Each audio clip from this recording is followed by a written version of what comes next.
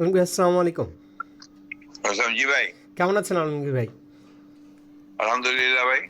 আলমগীর ভাই, সবাই মানে একটা বরাত দিয়ে ইয়ে করতেছে আর কি, যে ম্যাডামের যাওয়াটা পিছিয়ে গেছে। আসলেই এটা কি আসলে কতটা হ্যাঁ, সত্য?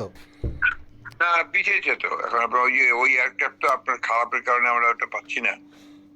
জি। আমরা একটা নতুন এয়ারক্রাফট ওরা জোগাড় করছে, ওরাই কাতারি। সেটা কথা আছে আগামীকাল আসবে, জি। 6 তারিখে এসে 7 তারিখে ফ্লাই করবে। কিন্তু ম্যাডামের শরীর ভালো না, তো এই জন্য ম্যাডামের আবার আজকে একটা প্রসিজার হবে। জি। পরে ডক্টররা ডিসাইড করবেন যে আপনার ম্যাডাম ফিট কিনা টু ফ্লাই। জি। তাহলে তারপরে সিদ্ধান্ত হবে ফাইনালি। তাহলে রোববার রোববার হয়ে মানে একটা সম্ভাব্য ডেট হচ্ছে রোববার, যদি শরীরে ওনার ঠিক থাকে, তাই তো? হ্যাঁ, 7 তারিখে সকালের দিকে হতে পারে আর কি। জি, জি, জি।